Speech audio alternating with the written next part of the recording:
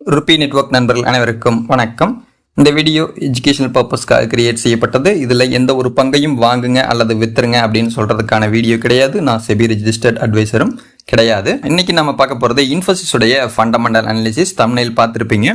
ஏன் இந்த மாதிரி தம்ப்நெயில் அப்படிங்கிறதுக்கான விடை இந்த வீடியோனுடைய இறுதியில் உங்களுக்கு கிளியராக புரிஞ்சிடும். ஃபர்ஸ்ட் இந்த இன்ஃபோசிஸ் பற்றின ஃபண்டமெண்டல் பார்க்கறதுக்கு முன்னாடி நம்ம சேனலை நீங்கள் இப்போ தான் பார்க்குறீங்க அப்படின்னா இந்த வீடியோக்கு ஒரு லைக் பண்ணிவிட்டு நம்ம சேனலை சப்ஸ்கிரைப் பண்ண மறக்காதீங்க. ஃபர்ஸ்ட் இவங்களுடைய ஹிஸ்ட்ரி சிம்பிளாக ஷார்ட்டாக பார்த்துருவோம்.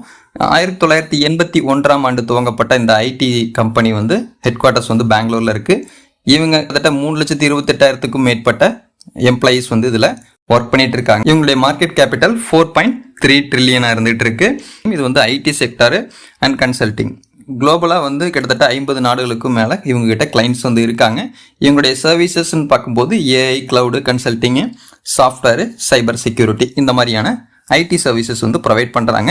இன்னும் ஒரு எக்ஸ்ட்ரா தகவல் என்ன அப்படின்னா, ஷேர் மார்க்கெட்டில் பங்குச்சந்தையில் இருக்கிறதுல இது 2வது இடத்துல இருக்குது அப்படின்னு சொல்லலாம். டிசிஎஸ் நம்ம இதுக்கு முன்னாடி ஒரு வீடியோ போட்டிருக்கோம். ஃபண்டமெண்டல் அனாலிசிஸ் பார்க்காதவங்க இருந்தீங்கன்னா அதை பாருங்கள். இது 2ஆம் இடத்துல இருக்கிறதா இந்த இன்ஃபோசிஸ்.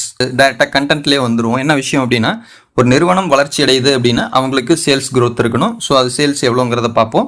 மார்ச் 2024 1,53,670 கோடி ரூபாய்க்கு சேல்ஸ் நடந்திருக்கு. எகெயின் அடுத்தது 2025 அதனுடைய வளர்ச்சிங்கிறது 1,62,200 கோடியாக இருந்திருக்கு. அதன் பிறகு மார்ச் 2026 1,78,000 இருந்திருக்கு. ஸோ சேல்ஸ் growthங்கிறது ஸ்டெப் பை ஸ்டெப்பாக மூவ் ஆயிருக்கு. செலவினங்கள் எக்ஸ்பென்சஸ்ன்னு பார்க்கும்போது 1,17,000, அடுத்தது 1,23,000, 1,36,000. ஏன்னா உங்களுக்கு செலவினங்களும் அதிகமாக இருக்குது. அப்படி ஆவரேஜ் பண்ணி பார்க்கும்போது பார்த்தீங்கன்னா பெரிய அளவில் ப்ராஃபிட் இல்லையோ அப்படின்னு நமக்கு தோணும். ஸோ எவ்வளோ ப்ராஃபிட்னு பார்த்தீங்க அப்படின்னா, நெட் ப்ராஃபிட்டு 26,000 கோடி ரூபாய் தான் இவங்களுடைய ப்ராஃபிட்டாக இருந்துச்சு 24. 2025 26,750.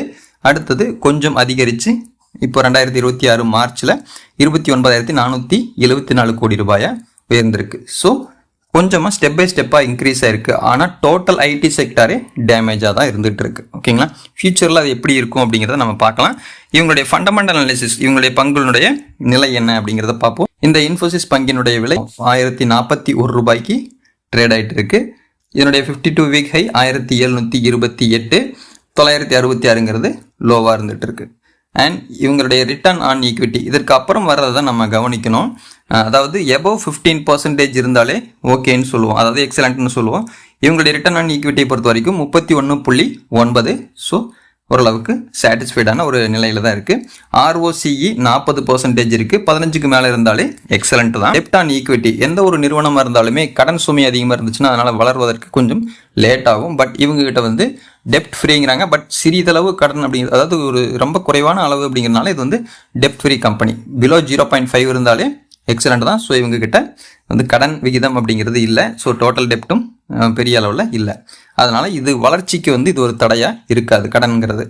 அடுத்தது ப்ராஃபிட் ஆஃப்டர் டேக்ஸு கன்சிஸ்டண்ட்டாக க்ரோ ஆகிட்டு இருக்கணும். இவங்களும் நம்ம ஆல்ரெடி பார்த்துட்டோம் ஸ்டார்டிங்லேயே கன்சிஸ்டண்ட்டாக க்ரோ ஆகிட்டு தான் இருக்குது. கரண்ட் ரேஷியோ 2.2 இருக்குது. 1.5க்கு மேலே இருந்தாலே ஹெல்த்தியான சுச்சுவேஷன். ஸோ இதுவும் ஓகே. ஆப்ரேட்டிங் மார்ஜின் சில நிறுவனங்களுக்கு வீக்காக இருக்கும். இவங்களது பார்த்தீங்கன்னா 29 to 30 அப்படிங்கிற ரேஞ்சில் இருக்குது. So excellent condition. என்பிஎம் அதாவது நெட் ப்ராஃபிட் மார்ஜின் 22 to 23 ரேஞ்சில் இருக்குது.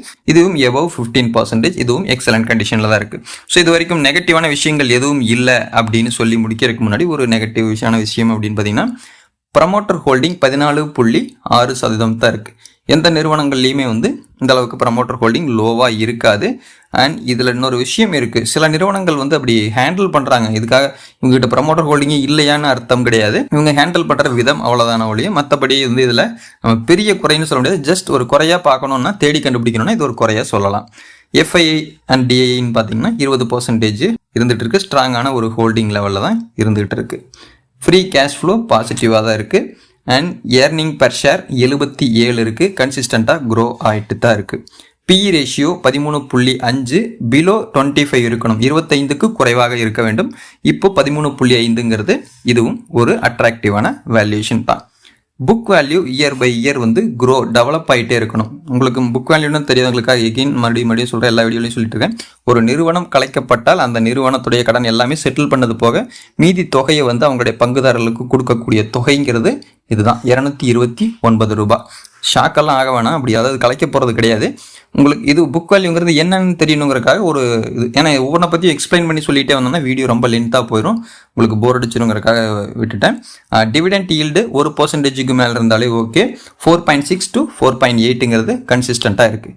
இது சில நிறுவனங்கள்லாம் வந்து பார்த்தீங்கன்னா ஸ்ட்ராங்கான நிறுவனமாக இருக்கும், ஆனால் வந்து வருவாய்ங்கிறது அதாவது ஷேருடைய விலை உயராமல் இருக்கும். அப்படி இருக்கும்போது நிறைய பேர் என்ன வாங்கியிருப்பாங்க அப்படின்னா, ஒரு 5 வருஷம் 10 வருஷத்துக்கு இருக்கட்டும், அது வந்து க்ரோ ஆகிருக்கும், ஆனால் இப்போதைக்கு எனக்கு டிவிடெண்ட் மட்டுமே போதுமானதுன்ட்டு சிலர் வாங்கியிருப்பாங்க சில பங்குகளை. அப்படி இருக்கிறவங்க இருந்தீங்க அப்படின்னா கண்டிப்பாக கமெண்ட்டில் பதிவு பண்ணுங்கள். நிறைய பேர் இந்த மாதிரி மெத்தடில் பை பண்ணுவாங்க, லாங் டேர்ம் ஹோல்டர்ஸ்ன்னு சொல்லுவாங்களே.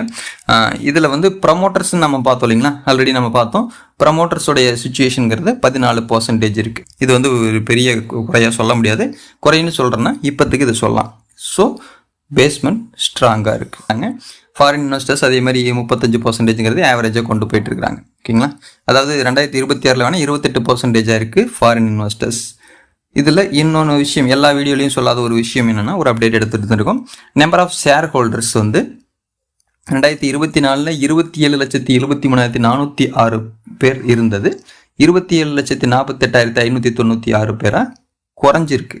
ஓகேங்களா, இதுக்கான காரணம் என்னென்னா பேனிக் செல்ங்கிறது நடந்திருக்கும். பயந்துக்கிட்டு விற்கிறவங்களுடைய எண்ணிக்கை. ஒரு பங்கு விலை உயரலைன்னா என்ன பண்ணுவாங்க, நல்லா அதாவது எஜுகேஷன் அந்த நாலேஜோட உள்ளே வர்றவங்க, பங்குச்சந்தையை பற்றி முழுமையான ஒரு புரிதலோடு வர்றவங்க என்ன பண்ணுவாங்கன்னா, ஓகே வெயிட் பண்ணுவாங்க. இல்லை இந்த பங்கு சரியில்லைன்னா செல் பண்ணிட்டு போவாங்க. சிலர் வந்து விலை இறங்கினாலே செல் பண்ணுறவங்க இருப்பாங்க, அதுதான் பேனிக் செல்னு சொல்லுவோம். ஸோ அந்த மாதிரியான விகிதத்தில் நிறைய செல் பண்ணிட்டு கூட போயிருக்கலாம். ஏன்னா ஐடி செக்டர் எல்லா ஷேருமே இப்படி தான் இருக்குது, அதனால் சொல்கிறேன். ஓகேங்களா, ஸோ பங்குதாரர்களுக்கு இது இருக்குது. இது வந்து லாஸ்ட்டாக எடுத்த அப்டேட் தான், இது வந்து அக்யூரேட் வேல்யூன்னு சொல்ல முடியாது, டெய்லியும் மாறிக்கிட்டே தான் இருக்கும். சரி, இது வரைக்கும் நல்லா தானே போயிட்டு இருந்துச்சு அப்படின்ட்டு அடுத்தது நம்ம பார்க்க வேண்டிய விஷயம் பார்த்தோன்னே, இது வரைக்கும் என்ன முடிவு பண்ணியிருப்பீங்க, பேஸ்மெண்ட் ஸ்ட்ராங்காக தான் இருக்குது, இதை வாங்கலாம் அப்படிங்கிற ஒரு மைண்ட் செட்டுக்கு வந்திருப்பீங்க. ஆனால் அவசரப்படாதீங்க.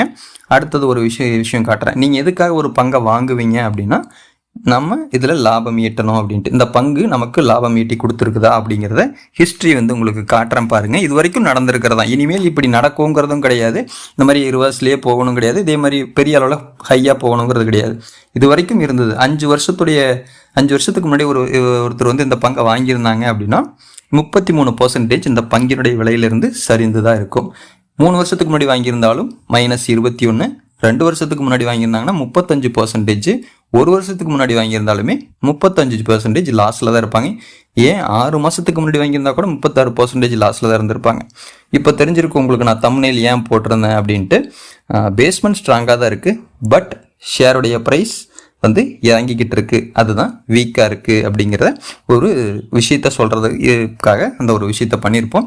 வேறு எதுவுமே கிடையாது. ஏன்னா இப்போ எல்லா ஐடி செக்டார் பங்குகளுமே விலை இறங்கி தான் இருக்குது. ஃப்யூச்சரில் வந்து அது டெவலப் ஆகிறதுக்கான பாசிபிலிட்டிஸ் இருக்குன்ட்டு நிறைய பேர் வாங்கி வைக்கிறவங்களும் வச்சுக்கிட்டு தான் இருக்காங்க. ஓகேங்களா, பேனிக் செல் பண்ணுறவங்களும் பண்ணிட்டு தான் இருக்காங்க. என்ன நடக்க போகுது அப்படிங்கிறத நம்ம வெயிட் பண்ணி தான் பார்க்கணும். ஆனால் ஒரு முதலீடு செய்யறதுக்கு முன்னாடி நமக்கு எஜுகேஷன் தேவை. இந்த பங்கு இதற்கு முன்னாடி லாபம் ஈட்டி கொடுத்துருக்கிறதா, இவங்களோட சேல்ஸ் எல்லாம் எப்படி இருக்குது, இது எல்லாமே நம்ம தெரிஞ்சுக்கணும். இதில் இருக்கிற அட்வான்டேஜஸ் என்ன அப்படின்னு பார்க்கும்போது, இந்த நிறுவனம் கடன் இல்லாத ஒரு நிறுவனமாக பேலன்ஸ் ஷீட் வந்து ஹேண்டில் பண்ணுறாங்க. ஓகேங்களா, ரெண்டாவது ரிட்டர்ன் ஆன் ஈக்விட்டி ROCE ரெண்டுமே வந்து ஒரு நல்ல வேல்யூவில் தான் இருக்குது. Operating margin and net profit மார்ஜினும் ஸ்ட்ராங்கான லெவலில் இருக்குது. கன்சிஸ்டண்ட்டாக ஃப்ரீ கேஷ் ஃப்ளோவில் எந்த ஒரு ப்ராப்ளமும் கிடையாது. Attractive PE valuation, high dividend yield, இது எல்லாமே சாதகமான விஷயங்கள். பாதகமான விஷயங்கள் அப்படின்னு பார்க்கும்போது நான் சொன்னேன் இல்லைங்களா, தேடி கண்டுபிடிச்சி ஒரு விஷயத்தை கண்டுபிடிச்சோன்னா அது என்னென்னா ப்ரமோட்டர் ஹோல்டிங் வேணால் கம்மியாக இருக்குதுன்னு சொல்லலாம். பட் வந்து அவங்களுடைய ஓனர்ஷிப் உடைய ஸ்ட்ரக்சர் தான் அது. ஓகேங்களா, இது வந்து யாரும் வாங்காமையோ அந்த எனக்கு விரும்பலை அப்படிங்கிறதோ அர்த்தம் கிடையாது, அவங்களுடைய ஸ்ட்ரக்சர் இது. ஓகேங்களா, இது பெரிய குறையாக நம்ம மைண்டில் எடுத்துக்க முடியாது. ஐடி செக்டாருடைய ஏர்னிங்ஸ் அப்படிங்கிறது சிக்னிஃபிகண்ட் வேல்யூவில், அதை டோட்டலாக வந்து ஆவரேஜாக பார்க்கும்போது கொஞ்சம் வீக்காக தான் இருக்குது. மற்றபடி வந்து இந்த நிறுவனத்தை பொறுத்த வரைக்கும் இது வரைக்கும் ஸ்ட்ராங்காக இருக்குது. இனிமேல் வந்து வீக்காக இருக்குமா ஸ்ட்ராங்காக இருக்குமாங்கிறத நம்ம வெயிட் பண்ணி தான் பார்க்கணும். ஆனால் இந்த வீடியோ மட்டும் வச்சுக்கிட்டு, இந்த மெட்ரிசஸ் மட்டும் நான் வந்து எடுத்திருக்கிற தகவல்களை மட்டும் வச்சுக்கிட்டு நீங்கள் ஒரு பங்கை வாங்கக்கூடாது. இன்னும் நிறைய விஷயங்கள் அனலைஸ் பண்ணிவிட்டு ஓன் அனாலிசிஸ் அப்படிங்கிறது ரொம்பவே முக்கியம். ஸோ எந்த ஒரு வீடியோவை பார்த்துட்டு நீங்களே இன்ஃப்ளூயன்ஸ் ஆகிட்டு தயவு செஞ்சு பங்கை வாங்காதீங்க. ஒரு பங்கு சந்தையை பற்றின முழுமையான புரிதல் இல்லாமல் பங்கு சந்தைக்குள்ளே வர்றது மிகப்பெரிய ஆபத்து. அதை புரிஞ்சுக்கோங்க. மீண்டும் அடுத்த வீடியோவில் சந்திக்கலாம். நன்றி, வணக்கம்.